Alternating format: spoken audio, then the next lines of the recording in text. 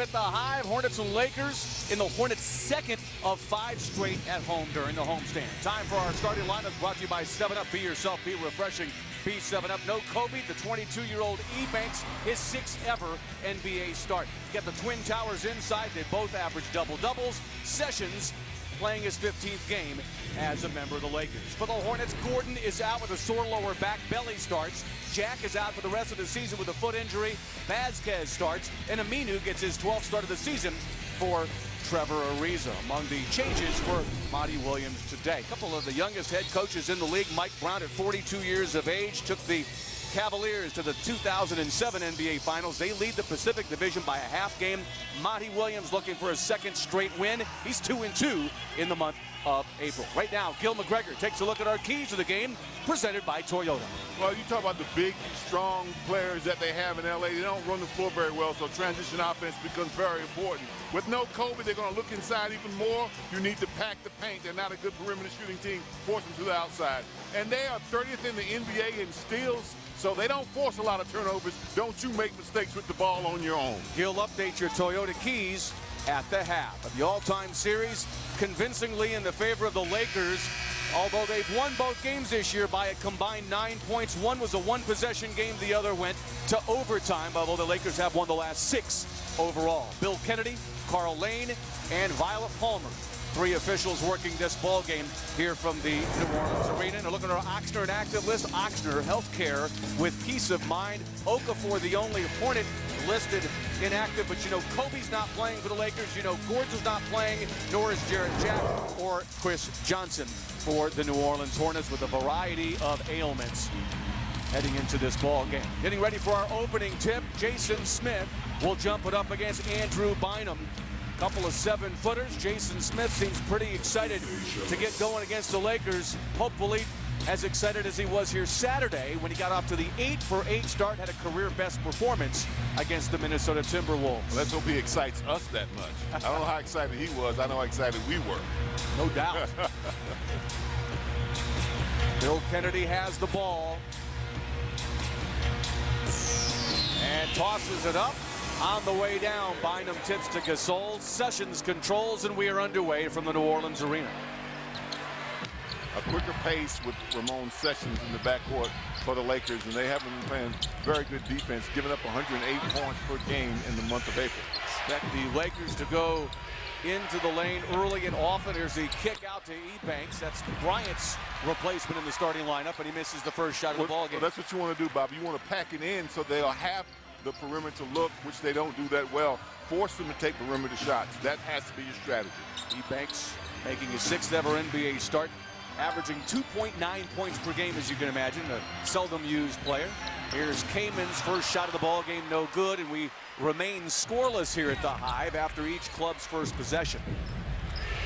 There's Ramon Sessions, works around the Bynum screen and floats up a long shot, rebounded by Aminu. Smith screens for Vasquez, behind the back to Jason, and he can't convert his first shot, but Bynum couldn't control the rebound and then fouls Kaman, who did. Well, that's a really good job that Chris Kaman. We talked about his offensive rebounding against Minnesota, so this will be important. You talk about a Laker club that when they win, they average about 5.6 more made free throws than their opponents. When they lose, they average 2 more made free throws. 19 makes to 17 makes. So forcing them to foul you and getting to the free throw line is a recipe for beating them. You've got to do that. Kaman gets it started. And unfortunately, Gil, that has not been a recipe the Hornets have been able to mix correctly against the Lakers. The last 4 times they have met, the Lakers with a commanding free throw advantage over the Hornets, who have had almost double the number of fouls called against them over the last 4 meetings. And I think Kobe's had a big part of that, because he certainly can break plays and make plays with the ball in his hand. Without Kobe, they'll be looking to pass the ball around a bit more. Kaman downs both free throws. Hornets have the early lead. This is Bynum. For the moment, single coverage, although Vasquez digs and now doubles. Sessions' shot is rejected by Kaman, but a whistle and a foul. Well, you saw how long it took the Lakers to actually get a shot, how painful that was with Bynum dribbling the basketball as the playmaker. So those are the things to look for tonight. You can force him to do more of that. The Hornets may have a good opportunity. Kamen got the clean block, but the foul was on Bellinelli. So Sessions goes to the line. Ramon Sessions has had double figures in 9 of the 14 games since coming over to the Lakers in the deadline beating deal. The deal that also involved the release or the waiving of Derek Fisher, longtime Laker point guard. Sessions makes both free throws. We're tied at 2. Well, you know, Lakers were really looking for a point guard. And I don't know if they got the right kind. They were trying to also pry DJ Augustine from the Bobcats. And I don't think they need a point guard that scores the basketball. They've got enough scores. They need a guy that runs the floor, runs the team and passes the ball. Near turnover as Ebanks dives on the floor at the center circle, and he calls a timeout after securing possession. That ball touching several hands. It's a 20-second timeout by the Lakers, by the way. And let's take another look at how Ebanks got to the ball. Well, you know, he's got quickness, and they talk about his quickness, and there he uses his quickness. And, you know, diving on the floor, you run the risk of possibly getting injured, but that's what players do, and quickly calling a timeout before the play continues. You don't want to get in a scrum down there. You want to stop the play as quickly as possible. As the Lakers talk strategy, showtime isn't necessarily that on the road. We call it slow time on the road. With their 16 losses, Gil, only 2 playoff teams have more road losses. 4 of those wins actually came in overtime, and they score less when they're away from LA. Well, and that should concern them, because once they get to the playoffs, you're going to have to win on the road, because even if you sweep them because of wins on the road. So it's going to be a little difficult for them. After their 20-second timeout, Lakers possession in their front court. So Ebanks makes his first positive play after missing his first jumper. He secures the possession and calls a timeout. Sessions stops the dribble against Bellinelli. Now Gasol goes high-low with meta world peace, and he misses the dunk.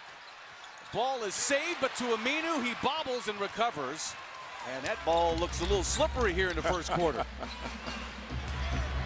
Here's Kamen banging bodies with Gasol this time and banks it in. He scored earlier, forcing the foul on Bynum. Well, that's a really nice play to set up the bumping from Gasol. He knew exactly which shoulder Gasol was on and went the opposite direction to score off the backboard. Chris Kamen 4, Los Angeles Lakers 2. We're 2.5 minutes in. Skip pass intercepted by Aminu. There's that length, creating the second turnover by the Lakers. Vasquez feeds Belly for 3. Bottom. Run them, get in transition. Transition points key, because I don't think they get back and defend very well in transition. Last time these clubs met here, went into overtime. Lakers ended up with the victory. Hornets gave them everything they could handle, and that was with Kobe. Bynum looking for the ball, can't get it from Gasol, does from World Peace. Angles across the alley, another rejection. Here's Bellinelli. Hornets with a 5-point lead in the ball early. Here's Vasquez. Key line lane floater. No. Touch game all around the rim, just didn't go down. Here comes Sessions. Throws back to Bynum. Last guy to cross midcourt. What a shot, huh? Ebanks with a reverse lay-in. And the Lakers finally score from the field after an 0 for 4 start. Well, I was hoping it was going to be 0 for 15. I was asking too much. I can guarantee you one thing. Kobe won't score in the first 3 quarters again tonight. Belly looking for the whistle. Got air. Here comes Sessions in transition. And the Hornets lead is down to 1. You know what? But when you don't get a call, you can't wait around. You got to keep playing. If you don't get the call, you got to get up and go. Only stop if you hear the whistle. That's exactly right. Not in anticipation of. Bynum in front of Kamen. Good pass. Bounce pass eludes the reach of Aminu and out of bounds. Well, you talk about the defense turning offense. So Aminu gets a steal, and the Hornets get out. And it's a fast break. Doesn't mean it's a layup. This is a jump shot in transition, and it's all good. Belly's club-leading 90th triple of the season. There's a foul on Smith off the entry pass. It's his first. It's the second team foul. as Xavier Henry will report in for the Hornets, and he'll pick up Bellinelli, who leaves with a 3 and a rebound. You know, and as you substitute, as the Hornets use lots of players, this is a good situation for them, because you talk about one of the weaker benches, particularly among strong teams. The Lakers have a very weak bench.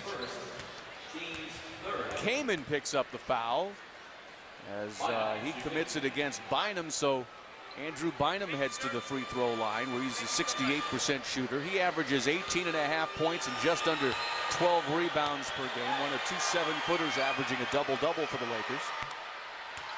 And he ties the game at 7. And Monty Williams referring during the pregame, as you see, Bynum is the 3rd leading rebounder in the league. Couple of pretty heavy-duty rebounders just ahead of him.